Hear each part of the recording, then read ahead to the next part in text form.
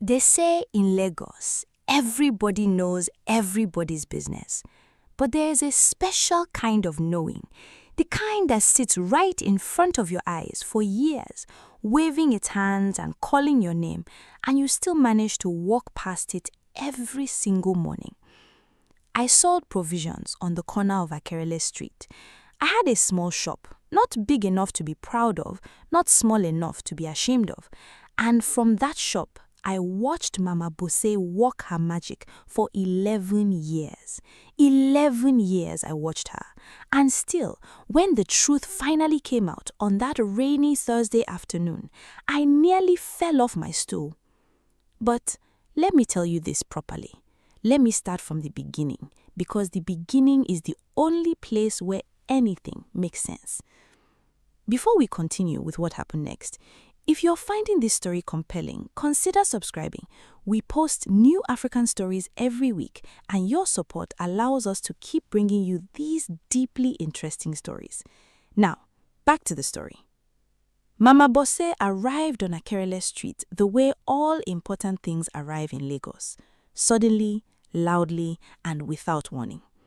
One morning, she simply appeared, pushing a cart painted in the colors of the Nigerian flag, except she had added extra yellow because, in her own words, yellow is the color of money and I am a woman with plans.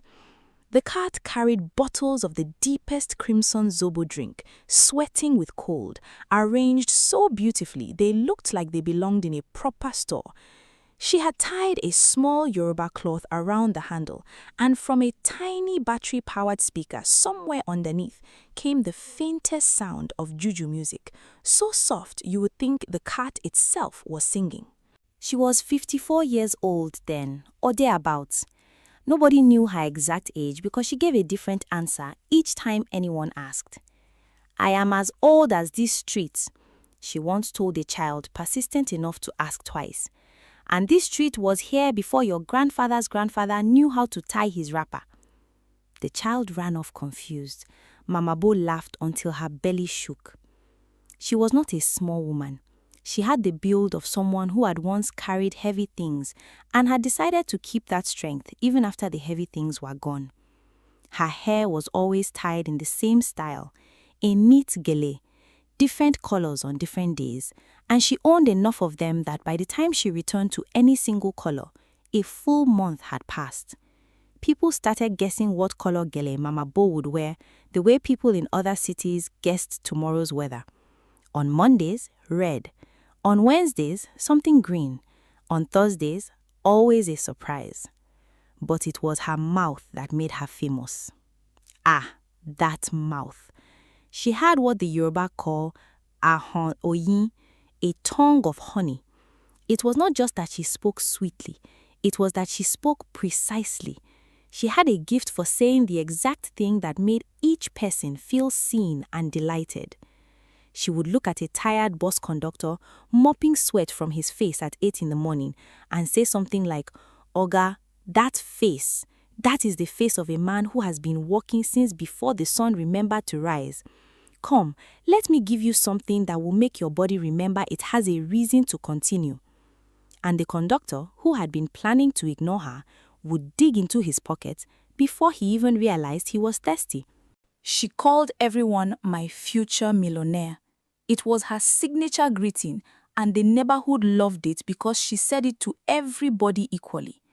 The banker in his starched suit, the Okada rider missing a side mirror, the woman hawking plantain chips, the schoolboy dragging his feet to class.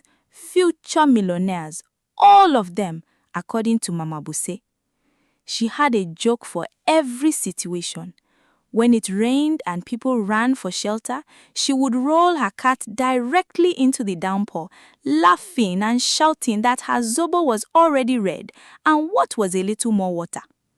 When the traffic wardens came to harass street traders, she would offer them a bottle with such theatrical ceremony that the wardens always left smiling, sometimes even forgetting to collect their bribe.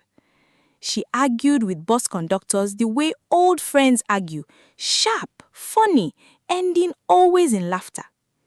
She had nicknames for the regulars that stuck so well, people forgot their actual names. There was Professor Thursday, a university lecturer who only bought zobo on Thursdays, always carrying his one leather briefcase, always standing in the same spot near the lamppost to drink his bottle before continuing to work. There was Madame Double Cup, a woman who drank twice and never admitted it, always asking for one bottle and then 10 minutes later returning with a sudden discovery that she was still thirsty. There was the tailor across the road she called Needle King because he once fixed a tear in her blouse so quickly she thought he had used magic. By her second month on Akerele Street, Mama Busay had customers. By her third month, she had loyalists. By her fourth month, she was an institution. Her zobo was, by any honest measure, extraordinary. People who claimed they didn't like zobo would try hers and go quiet in the way people go quiet when they are being proven wrong. It was cold in a way that felt personal, sweet in a way that felt earned, with a depth of flavor that left you with a faint taste of something you couldn't quite name but desperately wanted again. Some people said she added ginger. Others swore it was cloves. A woman from the church claimed it was prayer. Mama Busay herself would never say. She would only wink and tell you that every great cook has a secret, and only fools give their secret away for free. She brewed it in a separate location, no one knew exactly where, and arrived every morning with her cart already loaded. Nobody questioned this. In Lagos, you don't ask a seller how their product was made. You buy it, you enjoy it, you come back. That is the whole transaction. So, that is the world that existed on Akerele Street. Bright, loud, chaotic, full of life, anchored by the cheerful woman with the crimson bottles and the honey tongue and the ever-rotating jelly. And then, slowly, quietly, without anyone noticing, things began to go wrong. The first person anyone should have connected to the zobo was Baba Remi. Baba Remi was a fabric merchant who had been selling cloth on Akerele Street for 22 years. He knew fabric the way a doctor knows the body, by touch, by instinct. He could feel the difference between genuine Ankara and a cheap imitation without looking. He could negotiate with suppliers in 3 languages and come out ahead every time. He was not a man who made bad decisions. He was a man whose decisions had earned him a reputation. He started drinking Mama Busay's zobo in her second month on the street. He became one of her most faithful customers. 2 bottles a day, sometimes 3. He liked it so much he started buying bottles to take home for his wife. Mama Busay called him Baba Remi Rockefeller because she said he had the bearing of an international businessman. And Baba Remi, who had never been called anything so impressive, would straighten his back a little taller each time she said it. 6 months after he started drinking the zobo, Baba Remi made the worst business decision of his 22-year career. He invested in a large shipment of fabric he had not properly inspected from a supplier he had met only twice, based on nothing more than a feeling he described as an unusual confidence. The fabric arrived damaged. He lost more money than I will say here, because money figures have a way of embarrassing the people they belong to. He stood in the street for a long time after he heard the news, looking at nothing. Then he went back to work. He recovered eventually because Baba Remi was the kind of man who recovers, but he was never quite as sharp again. Something in his calculations had shifted, like a table with one leg slightly shorter than the rest, still functional, but nothing you'd trust to hold anything precious. A few months after Baba Remi's loss, Madame Double Cup, her real name was Mrs. Funke Adeyemi, and she ran a small catering business from her compound, began having trouble at home. She and her husband, who by all accounts had been peaceable people, started quarreling over extraordinary things. An argument over which direction the ceiling fan should point lasted 3 days, and disagreement about how much salt was appropriate in egusi soup became a week-long silence. Her husband, a gentle man known in the neighborhood for his patience, started walking with the stunned expression of someone who had been hit by something he never saw coming. The neighbors shook their heads and said it was the economy. They said it was stress. They said married couples always found something to fight about eventually. Nobody said zobo. Then came the students from the block behind the street. 3 of them, serious boys preparing for their university entrance exams, who had become regular customers of Mama Busay's because she gave them a small discount and called them my professors in training. They had been studying hard. Everyone on the street knew it because their lights were on until midnight and they could be heard drilling each other on mathematics from an open window. They sat their exams. 2 of them failed subjects they had mastered so completely they could recite the formulas in their sleep. 1 passed, but could not explain afterward how he had answered certain questions. He said it was like someone had rearranged his memory while he was sleeping, moved things to rooms he couldn't find. He passed by luck more than knowledge, and he knew it, and that knowledge disturbed him more than a failure would have. And then, strangest of all, the neighborhood gossipers began to dry up. This may not sound like a tragedy to you, but you must understand. The gossip network of Akerele Street was a living thing, as important to the social fabric of the neighborhood as the church on one end and the mosque on the other. There were 3 women in particular, women of tremendous social intelligence and equally tremendous dedication to knowing everything about everyone, who held together the neighborhood's understanding of itself. They were the archive, the newspaper, and the warning system all at once. If something happened on Akerele Street and the 3 senators did not know about it by noon, it had not truly happened yet. Mama Busay had charmed all 3 of them. She called them my 3 senators of the Republic and credited them with being the wisest women on the street, which they found both accurate and flattering. They were among her best customers. But by the time Baba Remi had lost his money and the students had lost their exams, the 3 senators were drying up. They would gather, as they always did, near my provision shop at mid-morning and sit and look at each other and find they had almost nothing to say. Information that used to come to them naturally now slipped past them. Stories they had always tracked suddenly had missing chapters. One of them told me privately that she would watch something happen directly in front of her eyes and then, by evening, find she could not recall it clearly enough to repeat it. "Something is wrong with my head," she said to me. She said it like a woman confessing a sin. "I am forgetting things I have no business forgetting." I told her she was tired. I told her she needed to rest. This is what we all tell each other when we do not want to admit that something might be genuinely wrong. All this time, through Baba Remi's ruin, through the married couple's quarrels, through the students' failure, through the gossipers' silence, one person on Akerele Street was screaming at the top of her lungs that the zobo was to blame. But nobody was listening because the person screaming was Madame Tomorrow. Nobody knew Madame Tomorrow's real name. Nobody knew where she had come from, though several competing theories existed. She was a professor who had gone mad from too much reading. She was a woman whose husband had stolen her property and driven her into the streets. She was a spirit wearing a human body to test the neighborhood's patience. She had been homeless on Akerele Street for as long as anyone could remember, sleeping behind the bus stop, surviving on food that sympathetic traders occasionally left out, wearing so many layers of cloth even in the dry season heat that she looked twice her actual size.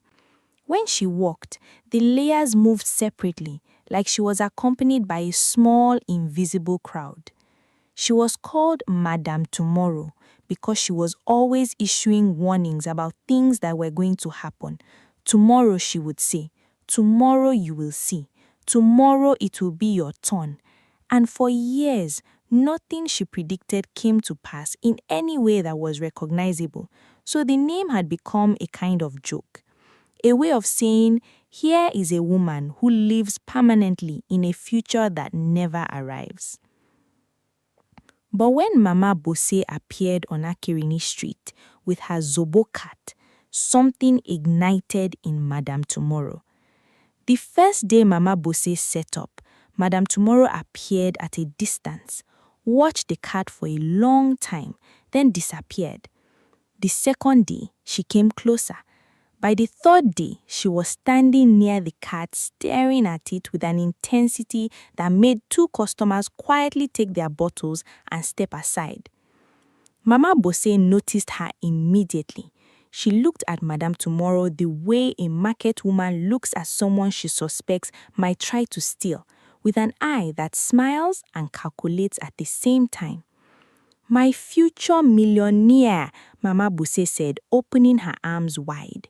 Even this great woman has come to taste the sweetest thing on this street. Madame Tomorrow pointed at the cat. Then she pointed at Mama Busay. Then she said quietly and clearly, I have seen this before. Mama Busay blinked. Then she laughed, a big, generous laugh designed to reassure the customers who were watching. You have seen zobo before? My sister, everybody has seen zobo. This is Nigeria, but you have never tasted my zobo. Come, let me give you a taste. I am not talking about zobo, Madame Tomorrow said. Then she walked away. For a moment, just a moment, something crossed Mama Busay's face. I was watching from my shop. I was the only one watching carefully because the customers had already moved on, reassured by the laughter. But I saw it, a tightening around the eyes, gone in a second. Then the smile returned, bigger than before. I told myself I had imagined it. After that day, Madame Tomorrow began her campaign. Every morning, when Mama Busay appeared at the corner pushing her cart, Madame Tomorrow appeared too from wherever she had slept and began following the cart through the street, calling out warnings in a voice that carried 3 streets over.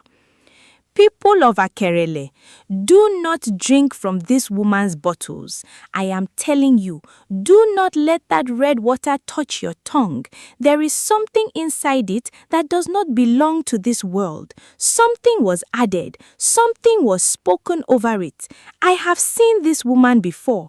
Not here, not on this street, but I have seen her. And what she carries in that cart is not just zobo. This was the part where people began laughing. Because Madame Tomorrow, for all the urgency of her warning, delivered it in a way that sounded like the opening of a particularly dramatic Nollywood film. She used her hands too much. Her layers of cloth got tangled in her feet as she walked fast, so that she appeared to be in a constant state of nearly falling, but miraculously never quite falling. Her voice would crack at the most dramatic moments into something between a shout and a wail that the children on the street had begun to imitate. And when enough people gathered to watch, she would address the crowd with the dignity of a university vice-chancellor, pointing at the zobo cat like a prosecutor, pointing at evidence that, unfortunately, no one else could see. Children adored her. From the first week, whenever they saw her begin to follow the cat, they would drop whatever they were doing and join the procession. A small army of children marching behind Madame Tomorrow, who marched behind Mama Busay, so that the whole morning looked like a chaotic parade without a permit. Parents would stand at doorways, shaking their heads and smiling. It was the morning's free entertainment. And Mama Busay, brilliant, unflappable Mama Busay, turned even this into performance. She started timing her responses to Madame Tomorrow's outbursts. She would wait until the warning reached its most urgent pitch, and then she would spin around and say something so perfectly calibrated that the crowd would dissolve into laughter before Madame Tomorrow could finish her sentence. "This woman says there is something in my zobo," she announced to the crowd one morning, arms thrown wide. And she is correct. There is hibiscus, there is ginger, there is cloves, there is the prayer of a hard-working woman who wakes before the sun. If any of these things frighten you, please leave Lagos immediately and go back to the village. The crowd roared. Another day, my sister here is following me because she loves me. She is my free advertising. Because she shouts my name all day, everybody on 5 streets knows Mama Busay. I should be paying her commission. She then turned to Madame Tomorrow with complete seriousness and said, "What is your bank account number, my future millionaire?" The crowd roared again. Another Thursday, when Madame Tomorrow's warning grew particularly detailed and impassioned, Mama Busay put her hands on her hips and said in a stage whisper, loud enough for everyone to hear, "Before I came to this street, this woman had nothing to do. Look at her now. She has purpose. She has a schedule. Every morning she wakes up, takes her bath." She paused here for effect, eyeing Madame Tomorrow's layers of cloth, "or does not take her bath and comes to work. I have given this woman employment. You are welcome, my sister." Madame Tomorrow would stand in the middle of all this laughter with a sorrow on her face that was too specific for someone merely delusional. She didn't look like a woman who had lost her mind. She looked like a woman who had been correct about something terrible and could not make anyone believe her, which, as it turned out, was exactly what she was. The laughter seemed to move through her rather than land on her, like she was standing in rain she had already accepted would not stop. But we didn't know that then. We only knew that Thursday mornings were free comedy, courtesy of the Zobo cat and its loyal shadow. I should tell you when I started to wonder. It was not when Baba Remi lost his money. It was not when the students failed their exams. It was not even when the 3 senators started sitting together in silence. It was the evening Mama Carol came to my shop at closing time and said she needed to talk to someone because she was afraid she was losing her mind. Mama Carol was a seamstress who had been on the street for 15 years. She was steady the way certain trees are steady, the kind that don't shake even in strong wind. She was not dramatic. She was not a gossip. She was a woman who went to work, came home, raised her children, and told the truth without ornament. She sat on the bench outside my shop and told me that she had been drinking Mama Busay's zobo for 8 months. She told me that in the last 3 months, she had made mistakes in her work she could not explain, cutting fabric in the wrong direction twice, sewing a pattern backwards 3 times, forgetting measurements she had taken that same morning. She had lost 2 clients. A third was wavering. "I am not this woman," she said. "I have been sewing for 15 years. My hands know fabric the way your hands know your children's faces. But it is like something is coming between my knowledge and my hands. Like there's a small fog I cannot see, but it is there. Like trying to grab something through water." I looked at her for a long time. I asked, "When did it start?" She thought. She said 8 months ago, roughly. I thought about Baba Remi. I thought about the students. I thought about the senators. I thought about how these were all people who had one thing in common, and that thing sat in a crimson bottle inside a cat painted yellow for money. "Are you still drinking the zobo?" I asked. She said she was. She said it was the one thing that still made her happy in the middle of all the confusion.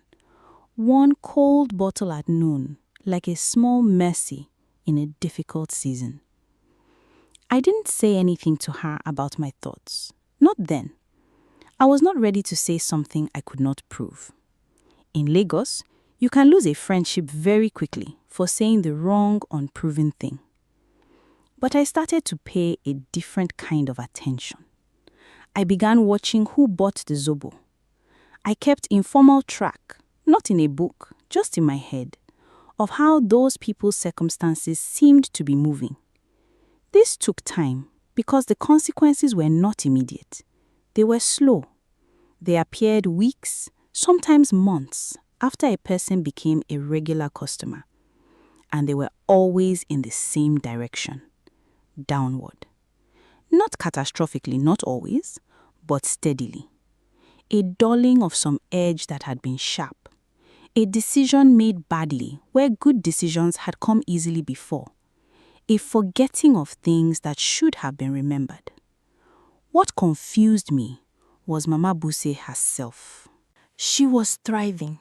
She was more energetic, more charming, more sharp-tongued than ever. In a strange reversal of her customers' declining clarity, she seemed to be getting clearer, sharper, funnier. Her comebacks to Madame Tomorrow improved each week, as if she were in training. She added new customers every month, while her existing customers, I noticed, never seemed to improve their circumstances the way you would expect of people in a rising neighborhood. I do not know how to explain how a person can watch something for as long as I watched it and still resist naming what they see. But that is what I did. I watched and I resisted naming it.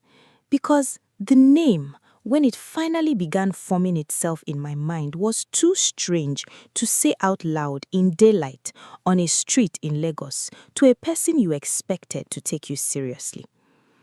The Thursday it all ended was a Thursday in the rainy season. The sky had been threatening all morning. Dark clouds, the color of old iron, gathered over the neighborhood from before 6 a.m.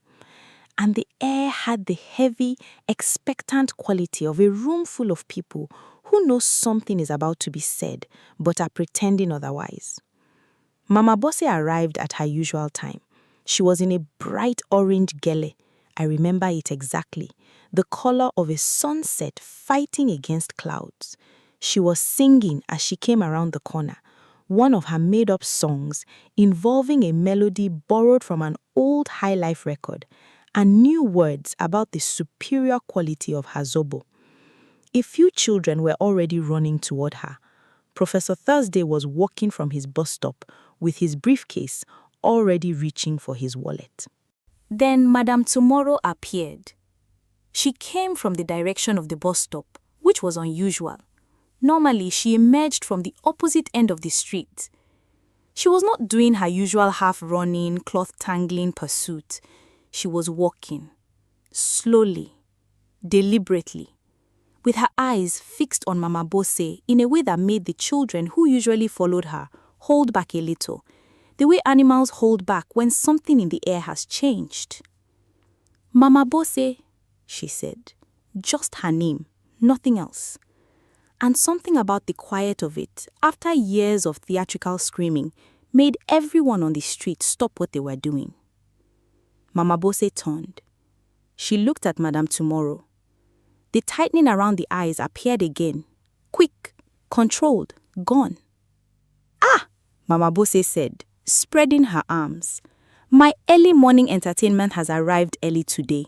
People of Akerele, your Thursday drama is..." "Show them," Madame Tomorrow said, cutting through the laughter before it could fully form. "Show them the bottom of your cart." Silence. Not the silence of a crowd waiting to laugh, a different kind. The kind that comes when something unnamed has suddenly been named. "Which bottom?" Mama Busay said. She was still smiling, but it was a smile being held in place by effort rather than feeling. I had been watching this woman's face for 11 years. I knew the difference. "The bottom," Madame Tomorrow said, The small door, the thing you add last every morning before you leave your house. Show them or let them look. Mama Busay turned to the crowd with a laugh and a wide gesture of invitation. People, this woman wants to inspect my cat. After 11 years on this street, my cat needs inspection. Somebody call the street committee. Somebody call the food safety authority. Somebody call...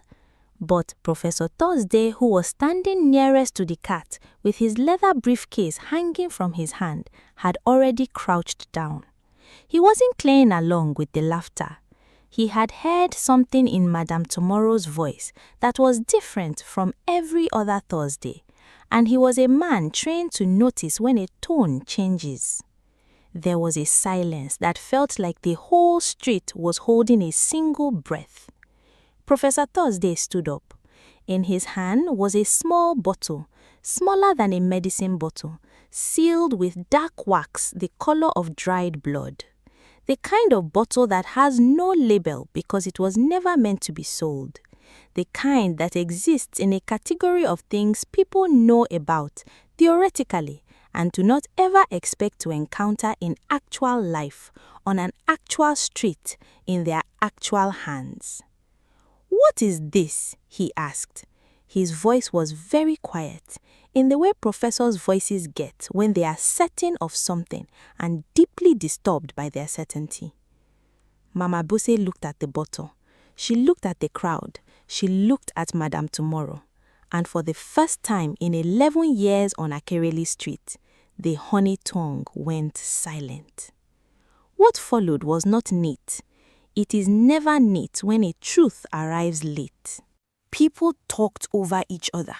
Some demanded explanations, their voices climbing over one another. Some moved away from the cat.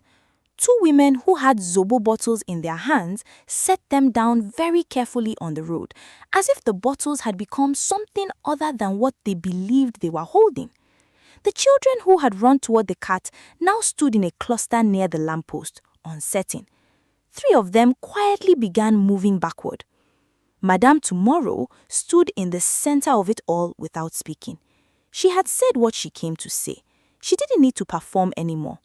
She stood with her arms at her sides, watching, and something in her posture, the way a person stands when they are exhausted from being right for too long, made me look away for a moment. It was Mama Carol who asked the question that cut through all the noise. She had not spoken yet, had only been standing near my shop with her arms folded, watching. She waited until the crowd's shouting had churned itself out. Then she said, in her steady seamstress's voice, "Mama Boss, did you know what it was doing to us?" The crowd went quiet. Mama Boss looked at Mama Carol for a long time, long enough that people started shifting their weight, uncomfortable. Then she did something no one had ever seen her do on Akerele Street. She sat down on the edge of her cart. She sat down like a woman whose bones had been carrying weight for a long time and had suddenly decided they were finished. She spoke slowly. She said she had been very poor. She said this plainly, without self-pity, the way you state a fact you have long since made peace with.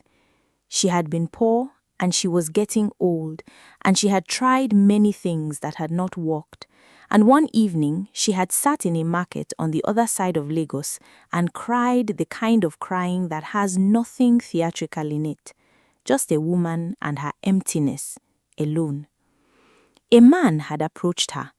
She described him only as a man who sat under a blue umbrella, which was strange because it was not raining.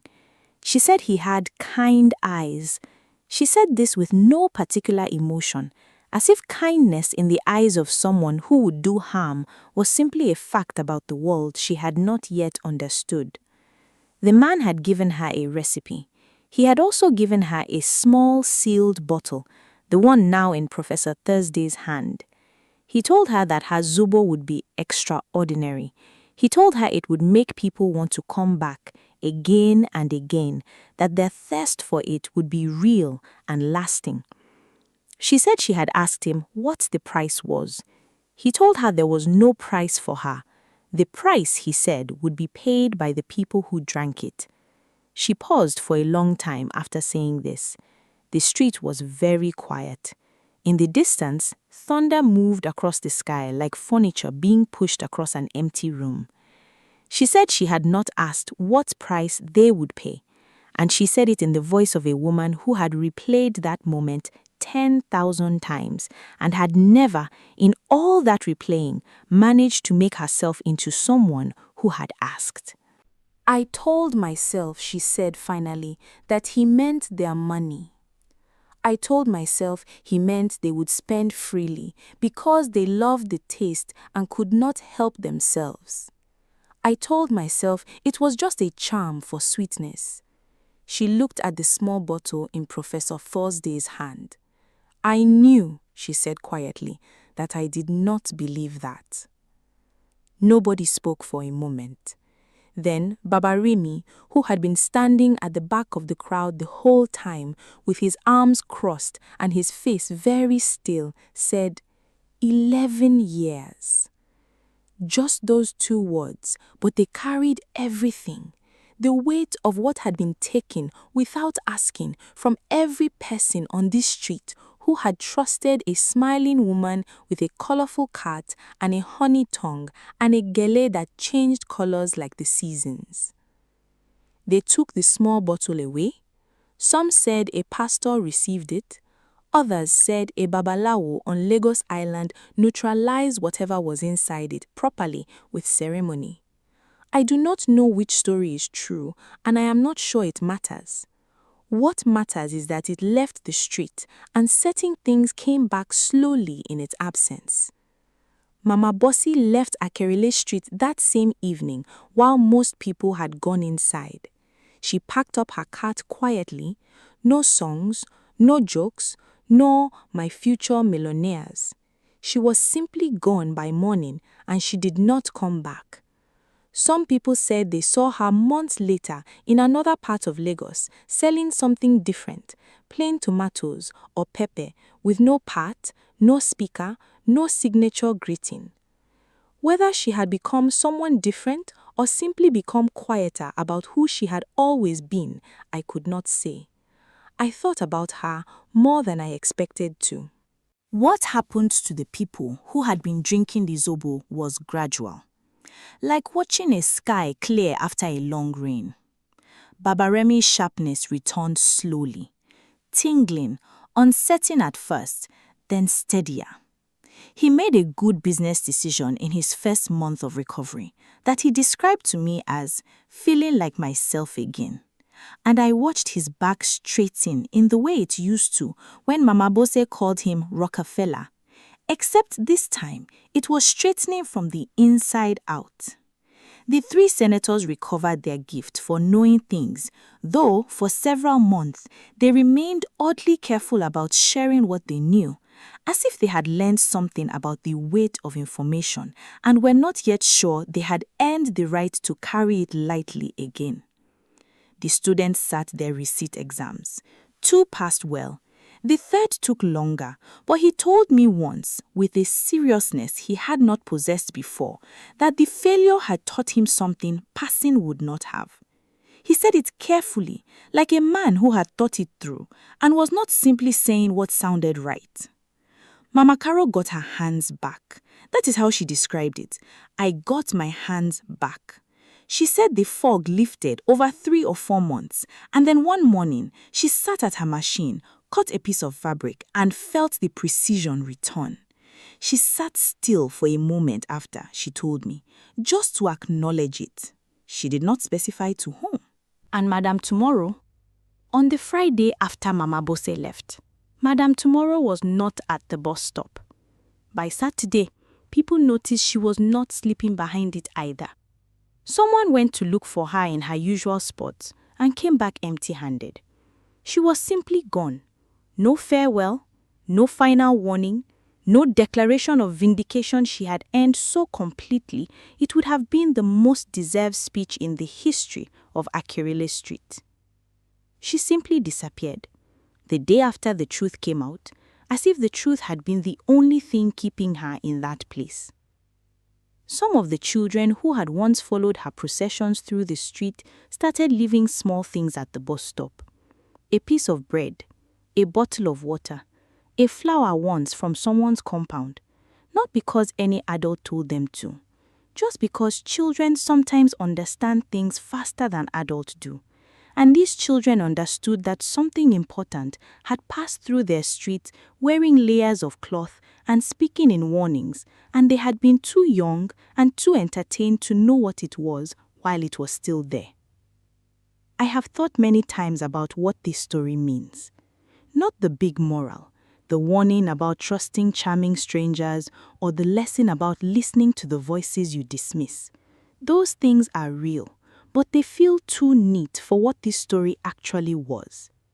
What I keep returning to is the smaller, stranger truth, the way a whole street of intelligent, observant people managed year after year to not see what was directly in front of them. We are not stupid people on Akirele Street. Baba Remi ran a business for 22 years on instinct and calculation. The three senators knew this neighborhood better than its own drainage system. Professor Thursday had letters after his name and a career built on careful thinking. I had been watching this street from my shop for decades, and I believed that watching was the same as understanding. And still, the only one who saw clearly was the one we agreed, collectively, was not worth listening to.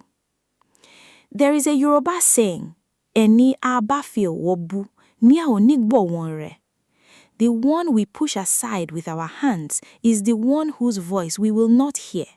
And what I understand it to mean now is that dismissing someone is not a passive thing. It is an active choice made and remade every morning to not hear what they are saying. We chose not to hear Madam Tomorrow. We made her funny because funny was easier than afraid. We made her a performance because a performance cannot be right, and if she was a performance, then we were safe. We gave her a name, Madam Tomorrow, that made her warnings into a joke before she even opened her mouth.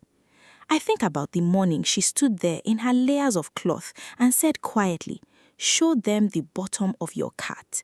She had been saying the truth for years in the loudest way she knew. When loud was not working, she tried quiet, and quiet finally worked. There is a lesson in that about timing and patience that I am still learning. I don't know what to make of Mama Busay. I have tried, and I cannot reach a simple verdict. She was not simply a villain. She was a desperate woman who made a choice that hurt people, and then told herself a story about that choice for so long that the story almost became true. The Yoruba call this Ifarabale Iro, the comfort of a lie one has made peace with. She found her comfort. The people of Akerele Street paid for it over 11 years. But I also know that I watched her for those 11 years and never truly looked. Maybe that is the thing I come back to, sitting in my shop in the evenings now, watching the street settle into its quiet. Not Mama Busay's guilt, not the magic in the sealed bottle, not even the mystery of a homeless woman who disappeared the moment her warning was finally believed. Just the simple, uncomfortable fact that the truth was there every Thursday morning, dressed in layers of cloth, nearly falling over its own feet, calling itself Madam Tomorrow, and we were too busy laughing to listen. We had 11 years of warnings. We gave them back as entertainment. And the lesson this street learned at the cost of Baba Remi's savings and Mama Caro's hands and the students' exams and the senator's memory and years of careful lives quietly being turned sideways is the oldest lesson there is. The one every grandmother in every village already knows before any of us are old enough to forget it. The person everyone laughs at is not always wrong. Sometimes they are the only person in the whole crowd who is right. And by the time you understand that, you have already paid the price of not believing them.